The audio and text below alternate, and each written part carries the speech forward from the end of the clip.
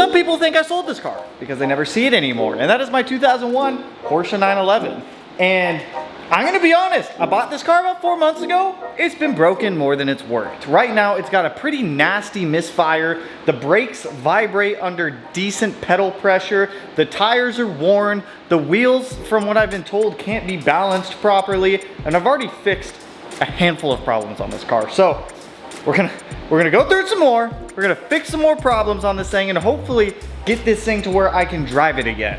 Because for the past 2 months, the 911 has been sitting. The two things we're gonna be fixing today are going to be the vibration under heavy pedal pressure and the misfire, which is hopefully just some new spark plugs here. Now, with the pedal vibrating for the brakes, what I believe it is this aftermarket brake kit. So this thing has a set of Sparta big brake calipers on here and all that stuff. And to be honest, this has just been an absolute nightmare to try and work with, mainly because the rotors are discontinued. The company went bankrupt and I guess they're closed and you can't order parts from them anymore. I've called a couple special rotor places and no one can actually make these rotors, which I find incredibly odd because it's a 2-piece rotor, but it's not the end of the world. On the table here, I've got an entire front new brake set for the 911. We have some Carrera calipers, which we repowder coated these silver because the owner prior to me looks like he swapped out the rear calipers on this for a set of the Porsche silver ones, which personally I don't have a problem with. From the factory, these came with red calipers, so it really doesn't matter to me. Brand new brake pads, brand new brake pad hardware, brand new caliper bolts, crush washers, brake pad shims, the whole kit and caboodle, brand new rotors, all of it. Should be good to go on the front brakes. The spark plugs are gonna be a different story. I'm not looking forward to those. Change the spark plugs on this car. It's not as easy as just going in from the top right here, reaching down there, pulling out the plugs, putting the new ones in. We actually have to take off the entire rear bumper.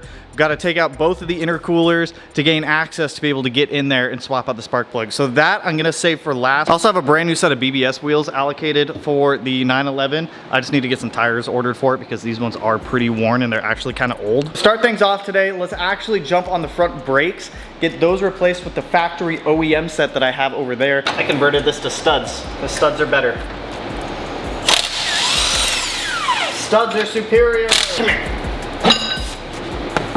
Now, when I bought the car, I saw these brakes as a cool positive thing.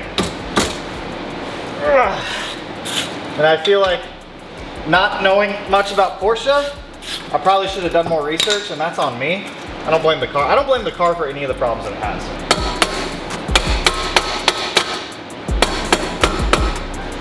Damn. Ah! There's these studs that this rides on, and it's just not letting up.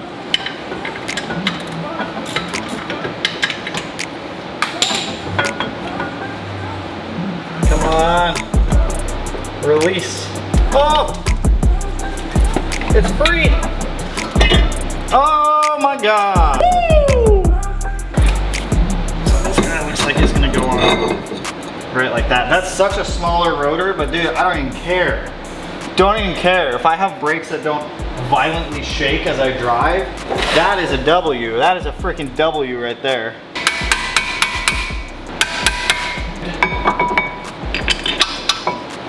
It's rare that I go from modified back to stock, but this is one of those times where it's like, stock brakes are fine, dude.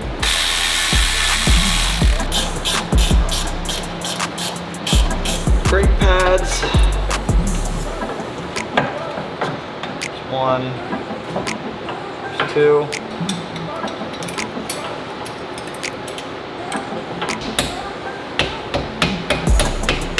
I'm gonna be honest, that sucked way more than it should have to swap out brakes, but the front left is done. These Sparta calipers, I don't know why, but for some reason I could not get the caliper off of this bracket. These, I mean, I'm sure when they were new, they were great calipers, but now not being able to get parts for them, it's just kind of a pain to have them. So I've heard rumor that Sparta's coming back into business, but you know, I'm gonna be content with the OEM brake caliper setup on this car. I don't think I need to keep this or put it back on, so I'll probably list it for sale for cheap for somebody who may want to store it for a rainy day. Setup, in my opinion, looks way better. I absolutely love these BBS wheels. These are BBS CHRs. The fronts are 19 by 8.5 plus 40, I believe. We have stock Porsche calipers on there. I believe those are off a 997 Carrera.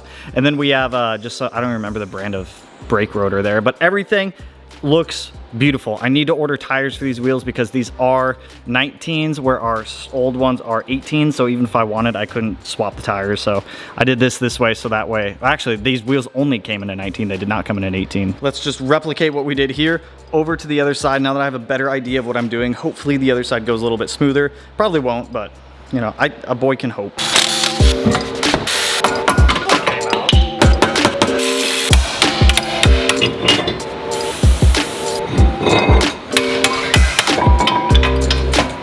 So we got the big brake kit all off. One of those was just such a pain. The front left one just did not want to come off the car.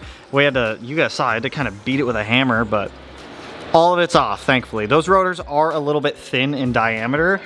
So I don't know how many times they've been machined, but they still have some life left. It's just the issue I was having with these is every time I would brake the car under any moderate braking, the whole steering wheel would shake, and it just did not instill confidence when driving this car. And with it being a 996 turbo, it should still instill confidence. Like the car should still be a little bit violent, a little bit scary, but it should still give you confidence when driving. Now while we take a quick break from working on the 911, we're gonna have some quick lunch and talk about today's video partner, our guys over at Factor. Now, if you don't know what Factor is a meal alternative choice that delivers the meals directly to you, so that way you don't have to stress trying to shop for food, go on grocery runs, or anything like that. It's super easy to make. Poke a couple holes in the top of it, pop it in the microwave for 2 minutes, and then wait. Now, if you're someone like me who doesn't have a lot of time to go grocery shopping, meal prep, make food to bring to the shop with you, or maybe you're at the office late, Factor's a really good alternative for you guys because you don't have to plan those trips to the grocery store as often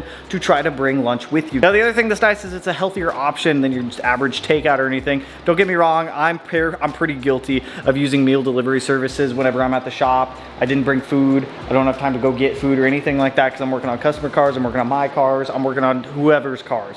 We got projects going on, we got stuff to get done. This is a nice alternative because I've been trying to get back in shape, go back to the gym again, and eat a little bit healthier, and Factor makes that so much easier. Factor has many different meal plans for you to go through there and choose different options for whatever you might be looking for. We've been using Factor for quite a while now.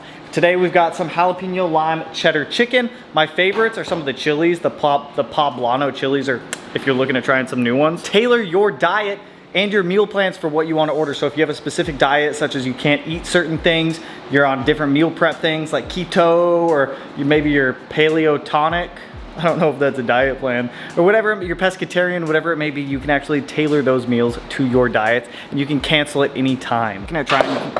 What the hell? There's a ghost in here. Factor is something that you're thinking about trying. Head over to factor75.com or click the link below and use code Smeedia50 to get 50% off your first Factor box and 20% off your next month of orders. That's code Smeedia50 at factor75.com to get 50% off your first box and 20% off your next month of orders. Factor has been one of my favorite partners to work with because I like food.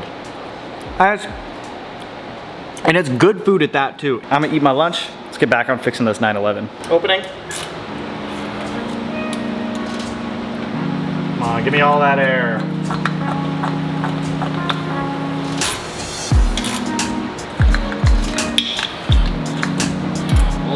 Opening. Tiny little pedal. Let's go ahead and start on the rear to get the spark plugs. Now, to get to the spark plugs, we need to remove the taillights, we need to remove license plate, we need to remove the wheels, we need to remove the bumper, we need to remove the intercooler. So this should be a fun time. I've never done spark plugs on a 911 before. I watched a couple videos. I got full confidence I can do it.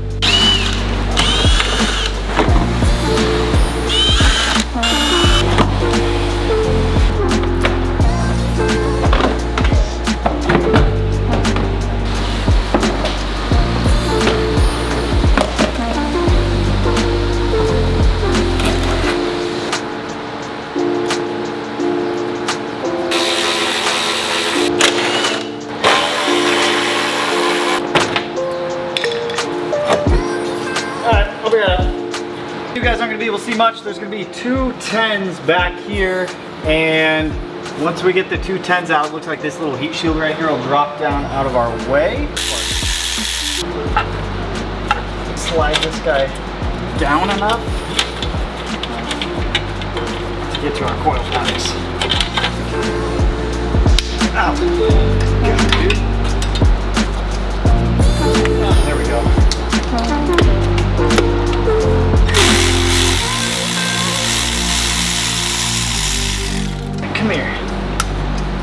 I just want you guys to see this. So on the turbo here, if you go up right here and you look way back there, way down in that hole, that's how we have to get to our spark plug. So we have to take the intercoolers off, gotta take the bumper off, gotta take a lot of stuff out of the way.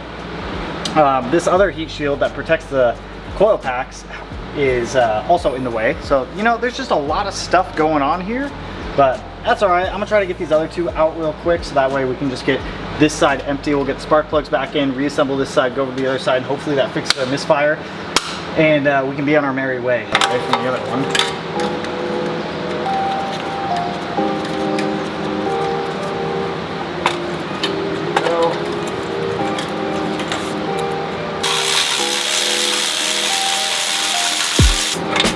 Two.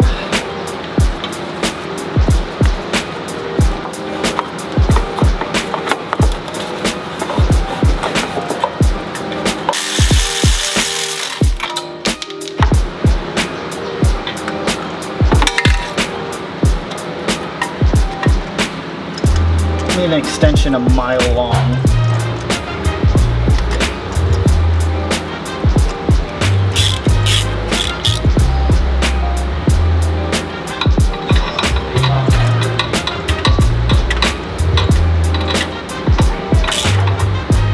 Wow, my camera overheated because it's 110 degrees out, but intercooler's back on, spark plugs are changed on this side, coil packs are in.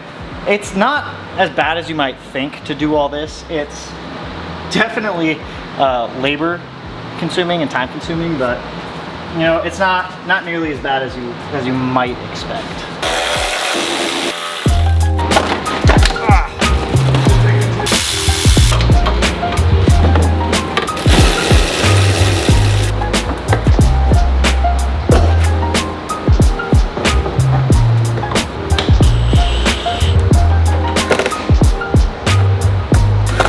I am filthy, and that was way more mentally draining than I feel like it should have been. At this point though, 6 new spark plugs, new brake rotors, new brake pads, new brake calipers.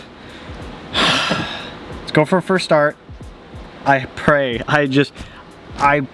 it doesn't misfire.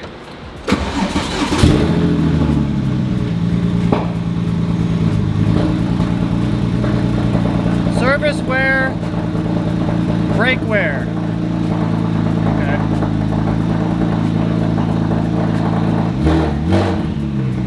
I think the misfire's gone. We now have a warning for brake pad wear. I'm not going to stress that right now because I know it's got brand new brakes on it.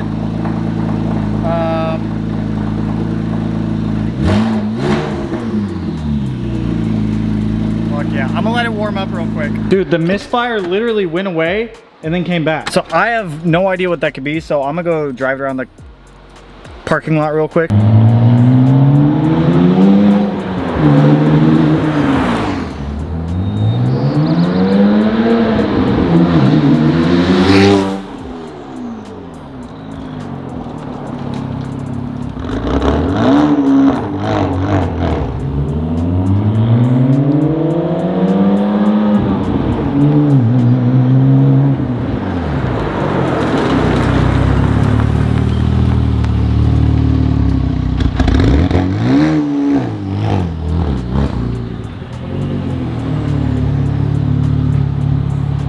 I don't know, because now it's not idling, but now my brakes feel like ass.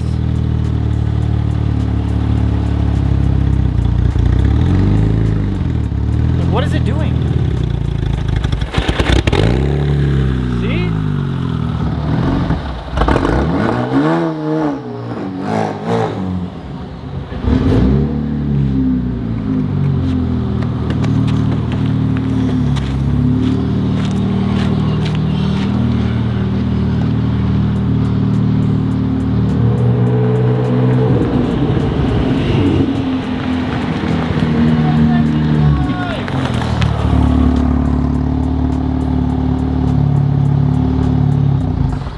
It finally threw a light. It finally threw a fucking light. I'm so sorry, you guys. Hang on, let me plug this in. I got my Duramedic cable on my laptop with me, so that way I can see what the fuck's going on. Oh! Hot film math. No fucking way. the MAF just die on us? Another one? Incorrect data transfer, DME with master control unit and hot film MAF sensor. You know what's funny about this? I literally just bought a brand new Porsche OEM MAF sensor and put it in there. So it looks like I'm gonna buy another and put it in there. And hopefully that fixes it. I know these cars are super finicky with MAF sensors, and it would explain why it was running funny and doing all of that. So I'll order a MAF sensor tonight. I'll order some tires, and hopefully that will be the end of the chronicles of the problems with the 911. It's been fixing so many little issues from the prior owner. Cannot stress this enough. It doesn't matter what you buy, Subaru, Porsche, Volkswagen, Mazda, I don't care. Get a pre-purchase inspection, you guys. Let me roll up the windows in this. Let me walk back over to the shop and stop feeling sad. Honestly, I'm just glad it finally threw a check engine light. Otherwise, I would have been chasing my tail for so long trying to figure this out.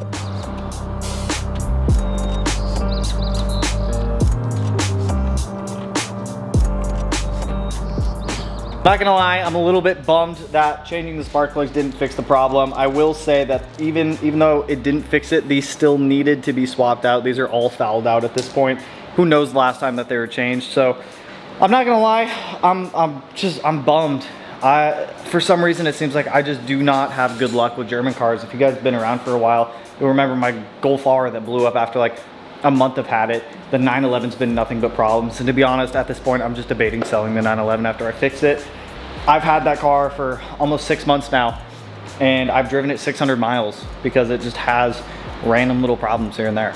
Like, I've fixed a lot of them, and I'll continue to fix the ones that pop up, but I'm on the fence with it at this point. I love the car, don't get me wrong. I absolutely love the 996 generation, but to have a car that just sits because it doesn't work is frustrating. So I don't know what I'm gonna do yet. I'm gonna order the new MAF sensor. We'll get that in. We'll get some tires ordered for these beautiful BBS CHRs, and we'll just go from there at that point. But with that, that's all I got for you guys on this one.